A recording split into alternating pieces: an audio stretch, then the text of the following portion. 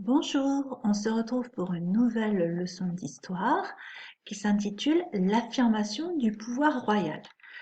Nous avons traité de beaucoup de questions sur le Moyen Âge, mais nous avons très peu parlé du roi et de son pouvoir en France. C'est donc ce à quoi nous allons nous intéresser dans ce chapitre. Qu'est-ce qu'on sait déjà sur les rois du Moyen Âge? Nous l'avons vu avec la pyramide vassalique, si vous vous souvenez. Nous avions travaillé sur le rapport entre un vassal et son seigneur. On sait qu'un seigneur doit protéger et donner un fief à ses vassaux, et ses vassaux, ils doivent venir à la guerre, le conseiller et aussi lui donner une aide financière à ce seigneur quand il en a besoin. Et donc, tous les hommes importants, tous les chevaliers sont liés entre eux par ces liens vassaliques. Et en France, au sommet, on trouve le roi. Donc, on va se demander ensemble comment les rois de France ont-ils imposé leur pouvoir au cours du Moyen Âge jusqu'à arriver en haut de cette pyramide.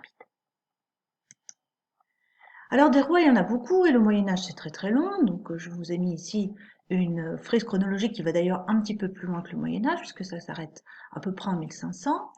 Nous avons déjà travaillé sur une période assez longue et nous avons croisé Charlemagne qui est un empereur carolingien. Nous avons vu ensemble que Charlemagne avait un grand pouvoir, qu'il contrôlait un empire avec ses missi, dominici et ses comtes. Mais en fait, cette manière de gouverner, de diriger ne va pas durer et les successeurs de Charlemagne vont être de moins en moins puissants. Et en fait, en 987, eh bien, il n'y a plus d'héritier carolingien. Il y a le dernier roi qui s'appelle Louis meurt sans héritier et il y a une nouvelle famille qui va arriver au pouvoir qu'on appelle les Capétiens. C'est cette famille qui va nous intéresser et on va voir comment progressivement ils vont imposer un pouvoir de plus en plus puissant. Alors, au départ, ces rois capétiens, eh bien justement, ils ne sont pas très puissants, leur pouvoir est faible. Et on va voir le premier d'entre eux, celui qui a donné son nom à toute la famille, qui s'appelait Hugues Capet. Voici une petite miniature qui vous montre son couronnement. Donc Hugues Capet est ici. C'est pas difficile de repérer un roi de France. Bon, déjà, il porte une couronne et surtout, il porte un manteau avec des fleurs de lys. Vous savez que chaque famille a des couleurs pour se différencier. Un blason, notamment qui était utilisé à la guerre lorsque les chevaliers étaient en armes avec leur casque. On ne pouvait pas les reconnaître, donc chacun porte des couleurs avec des motifs. Et Hugues Capet, sa famille, porte ce fond bleu avec des fleurs de lys dorées. Donc tous les rois de France ensuite vont utiliser cette couleur bleue avec des fleurs de lys. Alors comment est-il devenu roi? Voici un texte ancien qui date de 995 qui nous raconte cet événement du couronnement du Capet. Je lis avec vous. Au temps fixé, les grands seigneurs de la Gaule se réunissent à Senlis. L'évêque Adalbéron de Laon leur parla ainsi. Louis a quitté cette terre sans laisser d'enfant. Il a fallu choisir quelqu'un pour le remplacer sur le trône. On ne doit y porter qu'un homme exceptionnel, qui se distingue par la noblesse de son corps et la sagesse de son esprit. Choisissez pour chef Hugues, vous trouverez en lui non seulement un défenseur de l'État, mais aussi de vos intérêts privés.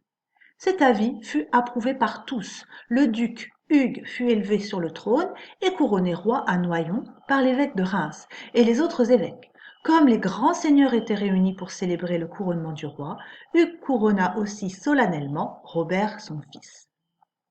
Alors dans ce texte, il y a beaucoup d'informations. On va peut-être le reprendre dans l'ordre. Il y a donc une réunion, un rendez-vous avec tous les grands seigneurs de France. Là, ici, on dit Gaule parce que le mot France n'est pas encore utilisé régulièrement. Il y a des religieux et des seigneurs laïcs. Et le problème, c'est qu'est-ce qu'on va faire parce que le dernier roi, Louis, est mort, a quitté cette terre et il n'y a pas d'héritier. Donc l'évêque Adalbéran dit, voilà, il faut choisir quelqu'un d'autre, un homme, pour le remplacer. Et il fait une des propositions, il dit déjà un peu le portrait idéal, il dit que ça doit être un homme exceptionnel, un homme qui a de la noblesse du corps, qui est fort et aussi intelligent. Et voilà, pour lui, cet homme fort, intelligent, exceptionnel, c'est le duc Hugues Capet. Capet, c'est son nom. Comment il fait pour convaincre les autres? Il dit, ben voilà, il va à la fois défendre l'État, hein, ça sera le roi, donc il va défendre tout le pays, mais aussi il va vous défendre vous, vos intérêts, pour que vous ne soyez pas embêtés, qu'on ne vous prête pas trop d'argent, etc. Ben, du coup, les grands seigneurs sont d'accord, ils approuvent cette décision, et donc Hugues va devenir roi par le couronnement, c'est la scène que vous avez en image. Hein.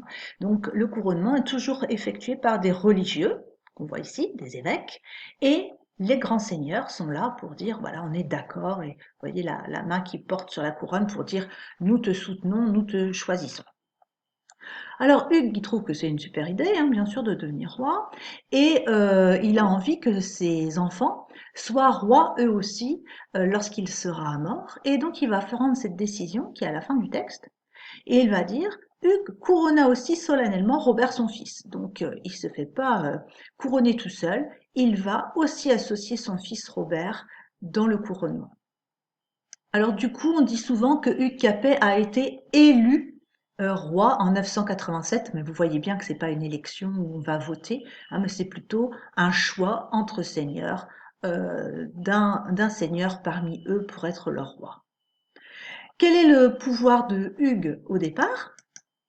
Voici une carte de ce qui correspondait à la France à l'époque de Hugues Capet. Donc en rouge, vous avez les limites du royaume de France. Vous voyez que la France, elle est un petit peu plus grande au nord et un petit peu plus grande au sud qu'aujourd'hui. Par contre, à l'est, il en manque des grands bouts, puisque vous voyez que Lyon à l'époque n'est même pas dans la France. Donc la France est un petit peu différente. Tout ce qui est en jaune, ce sont les fiefs des grands seigneurs. Hein, ce sont toutes les grandes seigneuries et ces fiefs sont donnés aux seigneurs en échange de la fidélité au roi de France. Alors que contrôle le roi vraiment, vraiment? Eh bien, il contrôle que la petite partie qui est en bleu. Hugues Capet est un duc qui est chef de ce territoire, et une fois qu'il devient roi, eh bien c'est le domaine royal, c'est-à-dire le territoire qui appartient directement au roi, sur lequel il a le pouvoir d'ordonner, de commander et de percevoir de l'argent, des revenus, des impôts. Tout le reste appartient au grand seigneur. Donc vous voyez déjà, c'est pas un roi très très puissant. Et puis je vous ai mis un petit texte qui va nous montrer que c'est pas facile pour Hugues Capet de se faire obéir. Je le lis aussi avec vous. Hugues Capet souhaite imposer son autorité au grand seigneur. Lorsque Adalbert envahit la Touraine, il lui demande par lettre de lever le siège de Tours. Adalbert, comte de Périgord, mit le siège devant la ville de Tours. Alors le roi Hugues et Robert son fils le menacèrent du guerre. Ils lui dirent « Qui t'a fait comte ?» Et Adalbert répondit « Qui vous a fait roi ?» Bon, là, c'est une petite anecdote. Donc, tout simplement, on a un grand seigneur du Périgord qui attaque la ville de Tours. Voilà, vous savez que les seigneurs entre eux se disputent souvent, et Hugues, lui, il veut un petit peu lui rabattre son caquet et l'empêcher de faire cette attaque. Donc, ils vont parler à Adalbert par lettre, et on dit, ah, si tu arrêtes pas d'attaquer la ville de Tours, on va te faire la guerre, hein, n'oublie pas, attention. Tu es notre vassal, hein. C'est nous qui t'avons donné ta seigneurie, c'est nous qui t'avons donné ton fief, c'est nous qui t'avons fait comte. Et Adalbert, qui est quand même malin, lui répond, ouais, mais attends, toi, Hugues Capet et ton fils Robert, qui est-ce qui vous avait fait roi? Hein, rappelez-vous, ce sont les seigneurs qui ont choisi Hugues Capet pour être roi. Donc ici, la petite anecdote nous rappelle que Hugues Capet, il n'est pas encore très solide. Les grands seigneurs peuvent être plus puissants que lui et ils n'ont pas du tout l'intention de lui obéir au doigt et à l'œil. Alors, je vous propose de recopier dans votre cahier ce résumé. Il est évidemment sur la fiche de travail, hein, vous n'avez pas à recopier d'après la vidéo. Donc les premiers Capétiens sont des rois faibles. En 987, le duc Hugues Capet a été choisi pour être couronné roi de France. Il donne naissance à une nouvelle dynastie, c'est une famille, hein, la dynastie, qu'on appelle les Capétiens. Ces premiers Capétiens sont des rois faibles, leur autorité se limite au domaine royal, un territoire réduit, il y a une faute, je vais la corriger, qui s'étend autour de Paris, où ils appliquent la justice et lèvent les taxes. Dans le reste du royaume, les grands seigneurs sont les vrais maîtres sur leur domaine. Alors, comment se fait-il que les rois soient obéis, hein, ou soient quand même bien vus, et c'est quand même une place privilégiée, enviée, si les grands seigneurs sont plus puissants qu'eux? Ben parce qu'en fait, le roi possède un prestige unique. Il a vraiment hein, un avantage particulier sur les autres. En fait, on peut déterminer deux avantages. Le premier avantage, vous le connaissez déjà. Dans le système de vassalité, le roi est tout en haut et personne, hein, ne peut être le seigneur du roi de France. Le seigneur principal, c'est le roi. Il n'est le vassal de personne. Et ça, c'est déjà un grand élément de prestige. Donc le roi de France n'est le vassal de personne, les grands seigneurs sont ses vassaux. S'ils lui désobéissent, le roi peut confisquer leur fief quand même, hein. Et puis, il y a quelque chose de très très spécial avec le roi de France. Je vous ai mis ici une miniature du XIIIe siècle qui nous montre un roi en train de participer à une cérémonie qui s'appelle le sacre, c'est-à-dire le jour où un homme devient roi. Alors vous voyez ici, il n'a pas sa couronne, il n'a pas son manteau. Qu'est-ce qui se passe? Eh bien en fait, il y a une cérémonie très longue, très compliquée qui est mise en place, qui va faire du roi en France un homme sacré, c'est-à-dire élu de Dieu. Et alors ça, c'est vraiment extraordinaire. Alors, d'où vient cette croyance que le roi de France est élu de Dieu? Eh bien, on raconte qu'au Moyen Âge, lors du baptême de Clovis, le roi des Francs en 496, un miracle se serait produit. Un oiseau aurait apporté dans son bec une petite bouteille, hein, qu'on appelle la Sainte Ampoule, et qu'à l'intérieur de cette petite bouteille, il y avait un produit, une espèce d'huile qui serait venue de Dieu.